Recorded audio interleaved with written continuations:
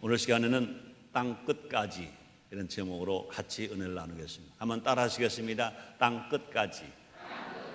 땅 끝까지. 네. 20세기를 이제 지나고 새로운 천년 21세기를 맞이하게 되었습니다. 우리는 새로운 세기가 인류에게 새로운 희망과 꿈처럼 보였던 것입니다. 이 사람들은 21세기가 되면 지상낙원이 이루어질 것처럼 흥분하기도 했습니다. 정보통신과 생명공학의 발전으로 인류는 무한한 큰 발전이 있을 것이라 믿었습니다. 그런데 안타깝게도 지금 인류는 지구적인 전쟁과 테러의 위험 속에, 공포 속에 놓여 있습니다. 어디에서도 평화와 사랑의 손길을 찾아보기가 힘들 만큼 지금 어느 때보다 더 어려워하고 있습니다. 어떻게 해야 이 땅에 평화가 오게 할 수 있을까? 어떻게 해야 살기 좋은 사회를 만들 수 있을까? 어떻게 해야 우리가 마음 놓고 마음 편하게 살 수 있을까? 개인, 가족, 이웃, 나라, 온 세계가 평화롭게 살 수 있는 길은 무엇일까? 정치일까? 경제일까?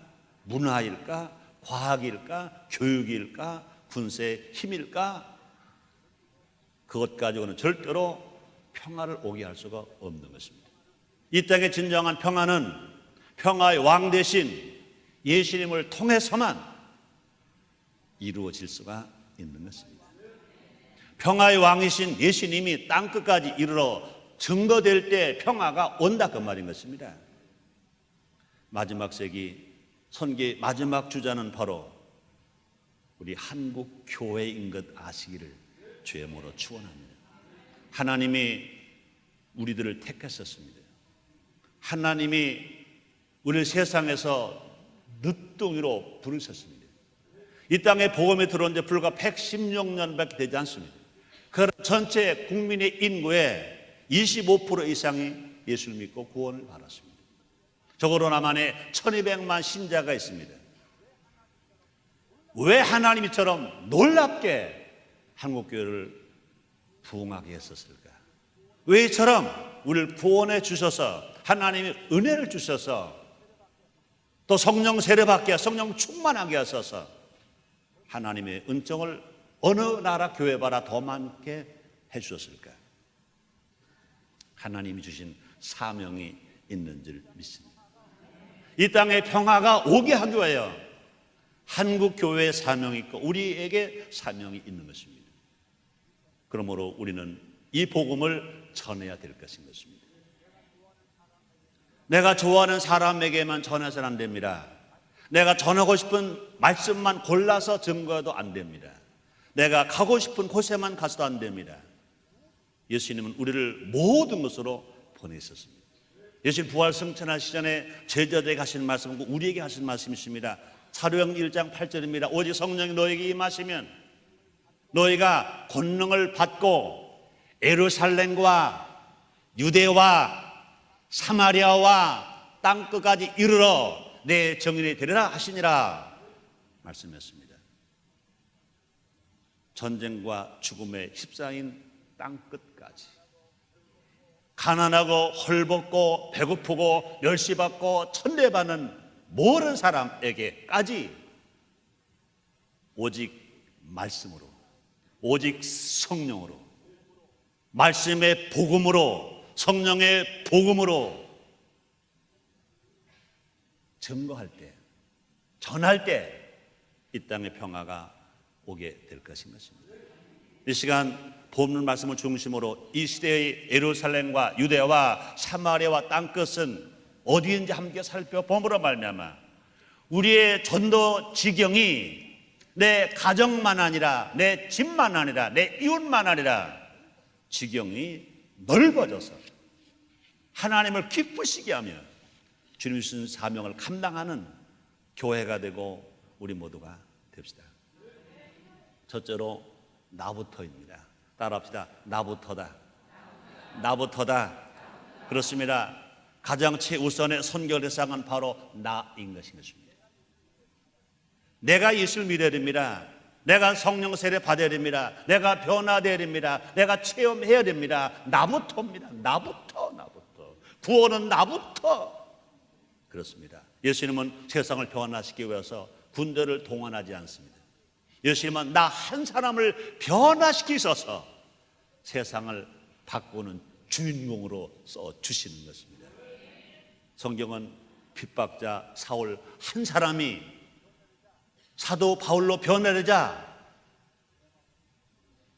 로마가 변화됐습니다. 로마.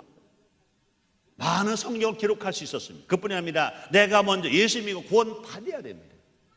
내가 먼저 성령 충만해서 성령의 권능으로 충만해야 된다 그 말인 거죠. 내가 먼저 말씀의 꼴을 먹고 말씀을 실천하는 삶을 살아가야 된다 그 말인 것입니다.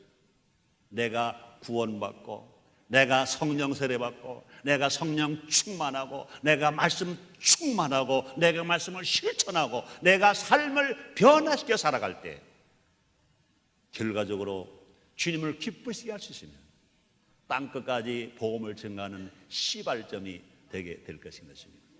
많은 선교지에서 실패하는 것이 뭡니까? 자신을 먼저 선교하지 못했기 때문에 자기 자신이 구원의 확신이나 구원의 감격이나 성령 세례나 성령 충만이나 자기 삶의 변화가 없이 선교지에 나가면 선교지가 불이 붙을 수가 없습니다. 부흥할 수가 없습니다. 변화될 수가 없습니다. 중요한 건 뭐냐? 나부터인 것입니다.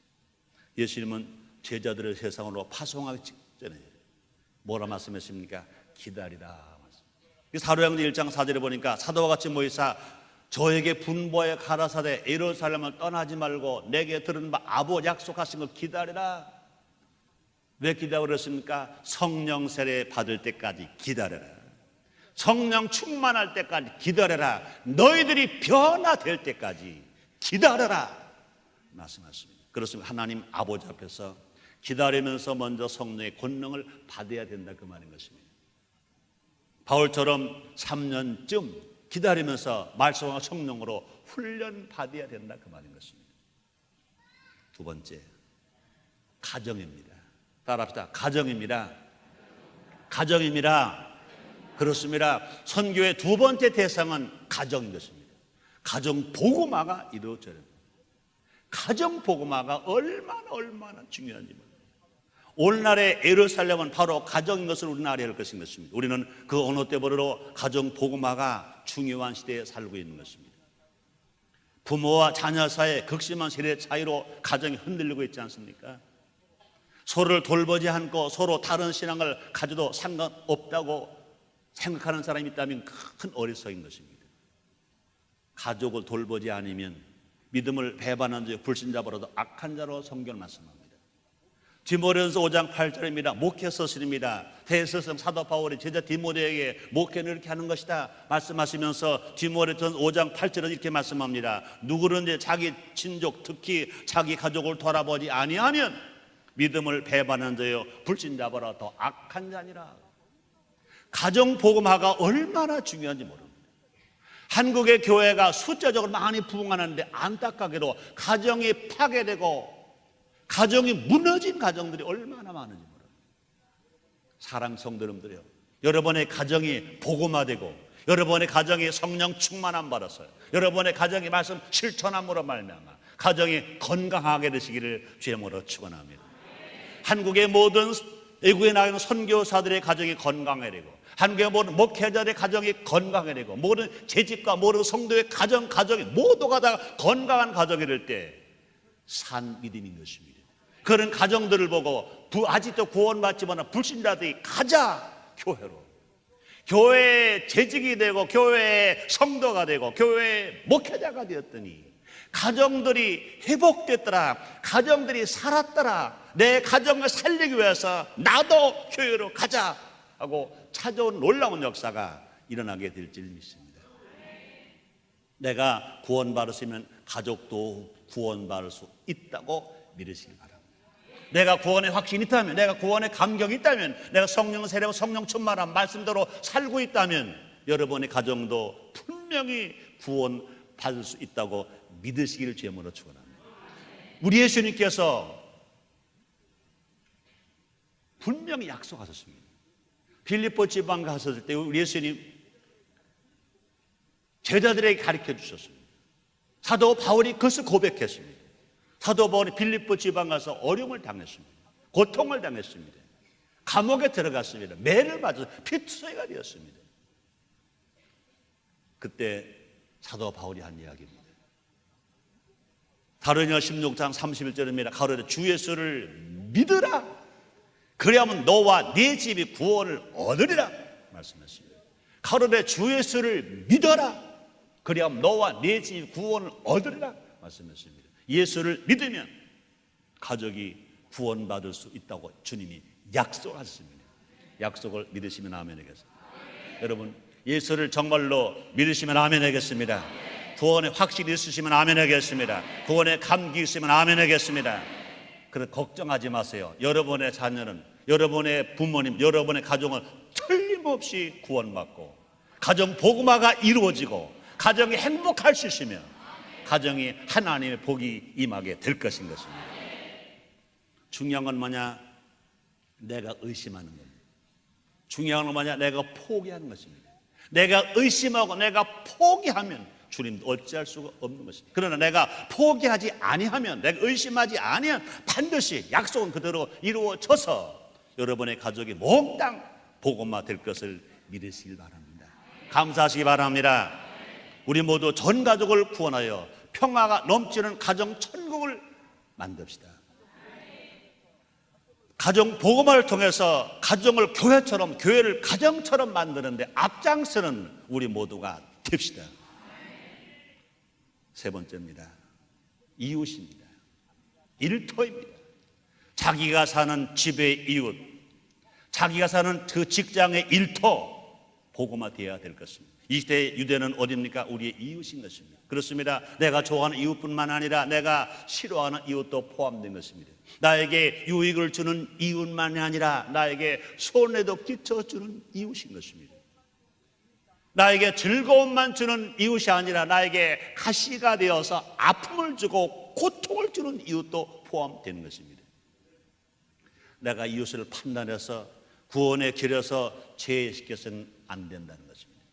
우리 이웃은, 우리의 모르는 이웃은 나에게 유익을 주었던, 아픔을 주었던, 손해를 끼쳤던, 고통을 주었던 모두가 다 예수님께서 구원하시려고 십자가를 대신 지신 영혼들인 것입니다. 혼자서 전도가 안 되면 여러 사람이 힘을 합쳐야 됩니다. 혼자서 전도가 안 되면 구역성도와 함께 가서 전도해야 될 것입니다. 중풍병자의 내 친구처럼 믿음을 합치면, 수고를 합치면 예수님을 만나게 됩니다. 구원을 받게 할 수 있습니다. 치료받게 할 수 있습니다. 주의 기적이 날 수가 있는 것입니다. 주의 기적은 어디에 일어나냐? 주님 말씀하시면 너희가 내 이름으로 두세 사람 모인 것 다 너희와 함께 했다고 그랬습니다. 너희가 땅에서 두 사람이 합심하여 무엇이든 구하면 하늘에 계신 내 아버지가 너희를 위해서 이루어준다고 주님이 말씀하셨습니다. 그래서 마가복음 2장 9절입니다. 예수께서 저의 믿음을 보시고 중풍병자에 이르실 때 소자야 내 죄 사함을 받았느니라 말씀하십니다. 누구의 믿음을 보시고? 그 친구들의 믿음을 보시고, 중풍병자의 믿음이 아니라 어려운 역경과 고난 속에서 그 중풍병 친구를 데리고 온 내 친구의 믿음, 그 친구를 믿고 따라온 그 중풍 환자의 믿음, 그 믿음을 보시고 그들을 치료하시고 그들을 구원해 주셨습니다. 그 하나님이, 그 중풍병자를 치료하신 주님이, 그 내 친구의 그 주님이, 그 예수님이 지금 우리에게 성령을 통하여, 말씀을 통하여 여기 와 계십니다. 따라하시겠습니다. 예수님이 성령으로, 말씀으로 여기 와 계시다. 믿어주시면 아멘 하겠습니다. 특별히 어려운 이웃에게 찾아가서 복음을 전해야 됩니다. 찾아와서 복음을 듣지 못할 사람이 너무나 많아요. 찾아와서 듣지 못할 사람에게 우리는 찾아가서 복음을 전하는 겁니다. 직장으로 찾아가서, 병원으로 찾아가서, 교도소로 찾아가서, 그들의 삶의 현장으로 찾아가서 복음을 전할 때 하나님이 더 기뻐하시고 축복해 주실 것입니다. 예수님은 당시 사회에서 멸시받고 천대받는 사람들을 찾아가셨습니다. 수구가성 우물가 여인을 찾아갔습니다. 남편을 5번이나 가르치고 6번이나 배고 살고 있습니다. 그러면 그는 말합니다. 난 남편이 없다고 말합니다. 그 여인도 찾아가셨습니다.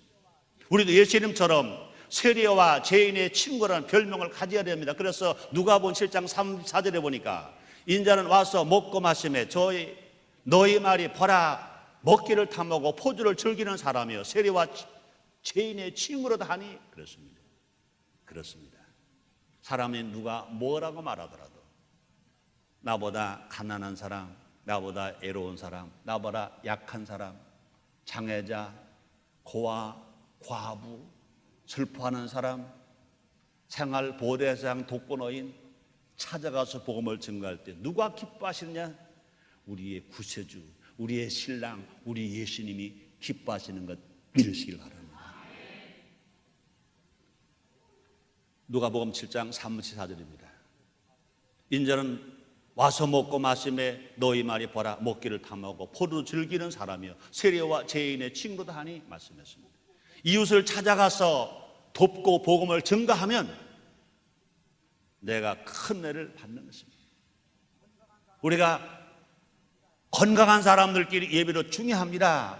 친한 사람끼리 예배를 중요합니다. 구역 성도끼리 예배를 중요합니다. 그러나 우리보다 어려운 사람, 소외된 사람, 고통당한 사람, 병들은 사람, 가난한 사람 찾아가서 예배드리면 은혜가 더 임하는 것 믿으시기 바랍니다. 그 예배를 하나님이 받으시는 것만 아니라 그 길 응답하시는 것뿐만 아니라 거기에 은혜를 더하게 하셔서 하나님의 영광이 그 자리에 임하게 되는 것입니다. 물이 바다를 덮음같이 하나님의 말씀이, 하나님의 성령이, 하나님의 영광이 그 자리를 덮고 교회를 덮고 이 땅을 덮음으로 말미암아 하나님 아버지가 더 영광을 받으시게 될 것인 것입니다. 그렇습니다. 욥바의 다비다처럼 죽었다가 다시 사는 역사가 우리 안에서, 우리가 기도하는 그 안에서, 복음을 전하는 그 자리에서 일어날 수 있습니다. 뿐만 아니라 가이사랴의 고넬료처럼 하나님의 특별한 관심과 사랑을 받을 수 있습니다. 인정을 받을 수 있습니다. 네 번째입니다. 나라입니다. 한번 따라 하시겠습니다. 나라입니다. 나라입니다. 그렇습니다. 이 시대에 사마리아는 이 나라와 민족을 가리킨다고 봐야 할 것입니다. 우리는 같은 민족이면서 남과 북, 동과 서가 안타깝게도 지역적으로 갈라져 있고 마음으로 갈라졌습니다. 남과 북은 38선이라고 하는 지역으로 갈라졌습니다. 갈 수 없고 올 수가 없습니다. 그런데 안타깝게 남한 안에서도 동과 서는 지역으로 갈라져 있지 않습니다. 그런데 마음으로 갈라져 있습니다. 얼마나 아픈 일인지 모릅니다. 유대인들이 사마리아 사람을 미워했던 것처럼 우리는 북한을 증오해서는 안 됩니다. 물론 북한의 공산 정권은 미워해야 됩니다. 왜? 그들은요 하나님 없다고 하니까. 그러나 북한의 동포들, 가난한 동포들, 헐벗은 동포들, 더더군다나 굶주림에 떨고 기아선생에 고통당한 어린이들을, 그 탈북 난민들을 우리는 사랑해줘야 돼요. 더 많이 사랑해줘야 되고 더 많이 베풀어주는 마음을 가질 때 우리 주님이 기뻐해 주실 것입니다. 예수님이 사마리아 여인에게 찾아가신 것처럼 우리도 사랑으로 그들을 찾아가야 할 것인 것입니다. 사마리아인 한 사람 때문에 온 동네의 구원을 받았음을 우리 잊지 않아야 될 것입니다. 우리의 작은 정성과 사랑이 북한 전체를 구원하는 역사가 분명히 때가 되매 이루어지게 될 줄 믿습니다. 이 땅의 분열과 분단을 치유하고 하나가 되게 할 것은 마냥 오직 복음. 무슨 복음? 말씀의 복음. 무슨 복음? 성령의 복음. 말씀의 복음, 성령의 복음, 십자가 복음만이 모두를 하나 되게 할 수 있는 것 믿으시기 바랍니다. 성경이 말합니다. 에베소서 4장 3절입니다. 성령이 하나 되게 하신 것을 힘써 지키라. 말씀이었습니다. 복음이 증거되면, 말씀의 복음이 증거되면, 성령의 복음이 증거되면 북한의 공산주의 정권도 때가 되매 공산주의를 포기하고 주님께로 돌아오는, 구원받는, 그래서 평화로 통일되는 역사가 분명히 일어나게 될 것인 것입니다. 복음이 선포되면 이 민족이 가슴에 맺혔던 모든 한이 풀어질 수 있습니다. 너도 나도 맺힌 한이 있습니다. 다른 어느 것 가지고 안 됩니다. 정치로 안 됩니다. 경제로 안 됩니다. 문화로 안 됩니다. 체육으로 안 됩니다. 무엇으로 됩니까? 오직 하나님의 말씀, 오직 하나님의 영 성령, 말씀의 복음이 증거되고 성령의 복음이 증거되면 회개할 사람 회개하고, 자복할 사람 자복하고, 용서받을 사람 용서하고, 사랑할 사람 사랑하고, 화목할 사람 화목함으로 말미암아 모두가 더 어우러져서 하나가 될 수가 있습니다. 이 거룩한 역사가 부름받은, 먼저 구원받은, 먼저 은혜받은, 먼저 소명받은 우리의 입술을 통하여, 우리의 몸을 통하여, 우리의 시간을 통하여 이런 역사가 일어날 것 기대하시기 바랍니다. 성경에 말합니다. 에스겔서 30장 16절로 17절입니다.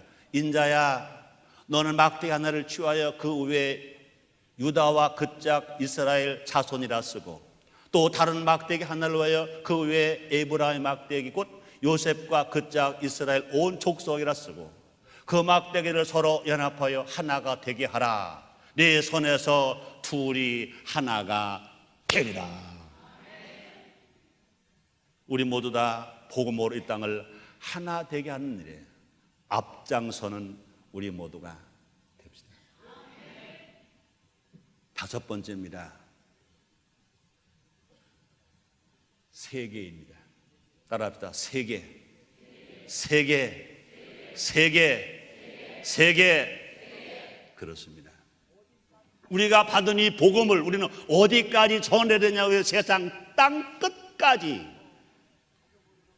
나로부터, 가정으로부터, 민족으로부터, 이웃으로부터, 나라로부터, 세계까지, 땅 끝까지 복음을 전할 사명이 우리에게 있는 것 믿으시기를 바랍니다. 우리 주님 말씀하십니다. 오직 성령이 너에게 임하면 너희가 권능을 받고 예루살렘과 유대와 사마리아와 땅 끝까지로 내 증인이 되리라 하시니라. 예수님의 증인이 되리라 하시니라. 그 말씀이 뭡니까? 예수님처럼 복음을 전할 수 있다는 것입니다. 예수님 복음을 전해야 된다는 것입니다. 예수님처럼 살아가야 된다는 것인 것입니다. 힘으로 안 됩니다. 능으로 안 됩니다. 여호와 신으로 되는 거예요. 성령이 임하면, 오직 성령이 임하면 예루살렘, 유다, 사마리아 땅끝까지 복음을 전할 수가 있는 것입니다. 그동안 복음의 횃불은 예루살렘에서 서진의 서진을 거듭해 왔습니다. 교회사를 볼 때 그랬던 것입니다. 그래서 예루살렘에서 어디로 갔습니까? 안디옥으로 갔습니다. 안디옥에서 어디로 갔습니까? 로마로 갔습니다. 로마의 복음이 어디로 갔습니까? 영국으로 갔습니다. 영국의 복음이 어디로 갔습니까? 미국으로 갔습니다. 미국의 복음이 116년 전에 어디로 왔습니까? 한반도 땅 인천을 통하여 이 땅에 복음이 상륙됐습니다.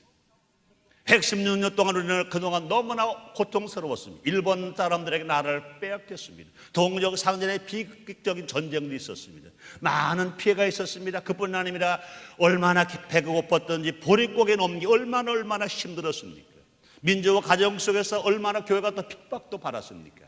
그러나 굴하지 아니하고 한국교회는 기도했습니다. 한국교회는 성령 세례받고 성령 충만했습니다. 복음을 전했습니다. 한국교회 부흥했습니다. 왜 한국교회를 이만큼 단축한 때 세계 제일 부흥하는 교회로 만들었을까?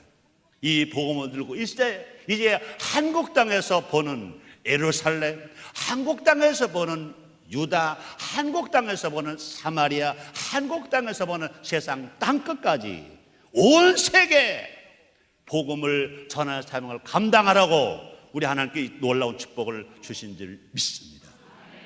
이 마지막 때 하나님은 한국을 선교의 마지막 주조로 쓰시길 원하시는 것입니다. 한국의 온 땅과 나라와 족속의 복음을 증거할 절호의 때가 온 것인 것입니다. 지금 한국 교회만이 인정과 이념과 종교와 사상을 뛰어넘어서 복음을 전할 수가 있습니다. 미국 안 됩니다. 영국도 안 됩니다. 어느 나라도 안 됩니다. 오직 그렇게 5천 역사를 통해 오면서 헐벗었던 나라, 고통당했던 나라, 그러나 세기 말에 복음이 들어와서 놀랍게 부흥한 나라, 하나님을 아버지라고 부르는 나라, 하나님의 아들로서 하나님을 섬기는 데 1등인 이 나라, 성령을 인정하고 성령을 모셔주고 성령을 의지하고 성령 세례받고 성령 충만함 받고 능력받은 이 나라, 이 한국교회가 이 사명을 감당할 수 있는 것 믿으시길 바랍니다. 영국 요한 웨슬레처럼 우리 에체름이라 세계가 나의 교구다. 우리가 지금 인천에 산다고 그래서, 서울에 산다고 그래서, 부산에 산다고 그래서, 우리가 한국에 산다고 그래서 이 나라뿐만 아니라 그 지역뿐만이 아닌 것입니다.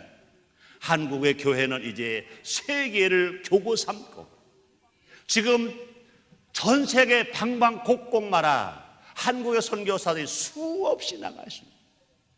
얼마나 복음을 심차게 증거하는, 가는 데마다 인정을 받습니다. 가는 데마다 교회가 세워집니다. 가는 데마다 하나님 영광이 나타납니다. 하나님 주신 은혜인 것 아시면 아멘. 하나님의 은혜를 정말로 감사하시면 아멘 하겠습니다. 그렇습니다. 하나님께서 우리에게 주신 놀라운 은혜요, 놀라운 사랑이, 놀라운 축복인 것입니다. 이 놀라운 축복과 은혜를 그냥 우리는요 썩기만 한데, 우리가 받은 이 복음의 세계 선교회, 세계 복음의 땅까지 복음을 전해야 될 이 복음의 바톤을 받았습니다. 우리가 가지고 있을만 합니다. 이것을 가지고 예루살렘으로 갑니다. 유다로 갑니다. 사마리아로 갑니다. 땅끝까지 갑니다. 일본으로 갑니다. 중국으로 갑니다. 구라포로 갑니다. 아프리카로 갑니다. 세계 방방곡곡에 복음을 들고 나갈 사명이 우리에게 있습니다. 왜요? 이 나라를 주님이 더 축복하시려고, 이 나라를 더 경제적으로 성장하게 하시려고, 이 나라를 더 세계 만방의 선진 국가의 대열에 서서 당당하게 설 수 있는 나라가 되게 하시고요, 주님이 계획하고 계신 것 믿으시길 제모로 축원합니다. 특별히 복음의 출발지인 예루살렘을 향해 나가야 할 것입니다. 이제 우리는요 한국에서 출발하면 어디로 갑니까? 중국 공산주의를 복음으로 정복하고, 인도 힌두교, 불교권, 이슬람권을 넘어가고, 중동 지역에 또 이슬람권을 다 복음화시키고 넘어가고, 어디까지 가야 됩니까? 예수님이 탄생한 유대 땅 베들레헴, 예루살렘까지 이 복음을 들고 나가서 그들을 구원시키고 그들 하나님의 자녀로 만드는 그날이 분명히 와야 할 줄 믿습니다. 그 외에도 우리는 아프리카와 사이버 세계까지 선교 현장으로 삼아야 할 것인 것입니다. 이 지역은 그 어느 곳보다도 복음에 저항적이며 영적으로 황무지 아닙니까? 내가 못 가면 다른 사람이 갈 수 있도록 우리는요 기도로 물질로 후원해 줘야 될 것인 것입니다. 우리 모두가 세계 선교의 선봉장이 되어서 주님이 속히 오심을 우리가 기도한 우리 될 때 하나님의 영광이 곳곳에서 나타날 것입니다. 그뿐이 아닙니다. 주님의 그 나라, 그걸 먼저 구하는 한국교회와 한국나라가 분명히 정치가 안정될 것이고 테러가 없는 나라가 될 것이고, 하나님의 평화가 강물처럼 넘치는 민족이 될 것이고, 하나님의 기쁨이 샘물처럼 솟아서 온 국민이 모두가 다 남북한 7천만 동포가 날마다 하나님을 찬양하고 감사하고 기쁘게 살아가는 이 민족이 분명히 될 것인 것입니다. 결론입니다. 이 땅에 평화를 가져오는 길은 오직 한 가지입니다. 복음화뿐인 것입니다. 말씀의 복음으로, 성령의 복음으로 복음화시키는 그 길만이 전쟁 없는 평화가 이 지구상에 오게 될 수 있는 것입니다. 예수님은 하늘 보좌를 버리시고 이 땅에 오셔서 천국 복음을 증거하셨습니다. 이 복음을 증거하시고 하나님 말씀을 이루어 드리기 위해 우리 예수님께서는 그렇게 내맞으시고 그렇게 가시관 쓰시고 그렇게 양서왕발에 못 박히시고 그렇게 십자가에 빌려 죽으셨습니다. 얼마나 고통스러우셨던 예수님 말씀하십니다. 엘리 엘리 나마사, 하나님이여 하나님 어째를 버리셨나이까 하시면서 예수님은 마지막 십자가에서 하나님 말씀을 다 이루어드리고 인류의 구원에 줄어서 당당하게 죽으셨습니다. 마지막 죽으시면서 예수님 하신 말씀이 있습니다. 내가 다 이루었다. 하나님의 말씀을 다 이루어 드렸다. 인간의 구원받을 길을 다 열어 놓았다 하시면서 예수님은 운명하시고 그 영혼 하나님께로 가셨습니다. 우리 모두 누구 닮아야 합니까? 신랑 되신 예수님을 본받아서 우리도 자기 자신을 헌신하여 땅까지 이르러 복음을 증거하는, 그래서 예루살렘도 유다도 사마리아도 땅끝까지 복음을 증거했어. 이 지구상에 나라마다 곳곳마다 전쟁과 테러가 사라져버리고 평화가 오게 해야 될 것입니다. 오직 성령으로, 오직 말씀으로, 오직 예수의 보혈로만이, 예수의 십자가로만이 가능한 줄 믿습니다. 기도하겠습니다. 하나님 아버지 감사합니다. 날마다 날마다 은혜를 베풀어 주시는 주님, 21세기를 맞이한 이 지구상이 전쟁과 테러로 말미암아 얼룩져서 너도 나도 큰 나라든 작은 나라든 가진 자든 못 가진 자든 백인이든 흑인이든 황인이든 지금 공포에 떨고 있습니다. 그러나 우리는 두려워하지 않습니다. 하나님은 아버지십니다. 우리의 구세주가 계십니다. 주님 명령하신 이 사명을 감당하는 한국 교회가 되어지게 주시옵소서. 그럼 이 땅에 테러도 전쟁도 그치고 이 지구상의 평화, 한반도의 평화, 우리가 사는 지역의 평화, 가정의 평화가 오게 하여 주시옵소서. 예수님의 이름으로 기도드리옵나이다.